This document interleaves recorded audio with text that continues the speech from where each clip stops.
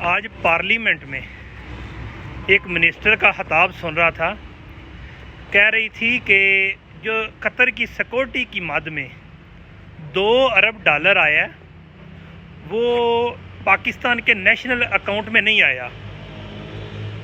मुझे बड़ी हैरानी हुई उस औरत पे, यार तुम्हें क्या तकलीफ़ है? हमारे मुल्क की सिक्योरिटी अदारे इस मुल्क को बचा रहे हैं। कश्मीर को हमें ले दिया इन्होंने, हमें बांग्लादेश इकट्ठा कर दिया है। तुम्हें क्या ज़रूरत है कि ये मामला उठाने की?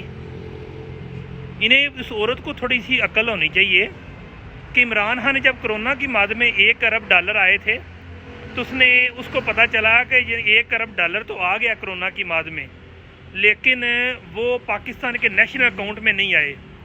तो इमरान खान का क्या अंजाम हुआ था? उस औरत को चाहिए कि अपने बीवी बच्चे, बीवी तो चलो खुद ही है, तो अपने हस्बैंड का, अपनी औलाद का फिक्र करे। खबरदार आइंदा के बाद पाकिस्तान के सिक्योरिटी इदारे पे कोई बात उठाई। पाकिस्तान के सिक्योरिटी इदारों ने नहीं किया। ये कौम तो पता नहीं कौन कर जाता है, हमें पता ही नहीं चलता। $2 अरब का क्या वैल्यू है? उनके बीवी बच्चे नहीं हैं जो सिक्योरिटी करते हैं? उन्होंने नहीं अपने बच्चों का प्यार करना? उनका नहीं दिल चाहता कि दूसरे जो पुराने चले गए हैं सिक्योरिटी ऑफिसर उनकी तरह के हमारे भी जो है ना महल हों, हमारे भी अमेरिका में बिल्डिंग हो, हमारे भी बेल्जियम में प्लाट हों? उस औरत को थोड़ी सी शर्म करनी चाहिए, थोड़ी सी हिया करनी चाहिए। यार कुछ नहीं है तो फिर डर तो जाए ना, इन लोगों से सीख ले।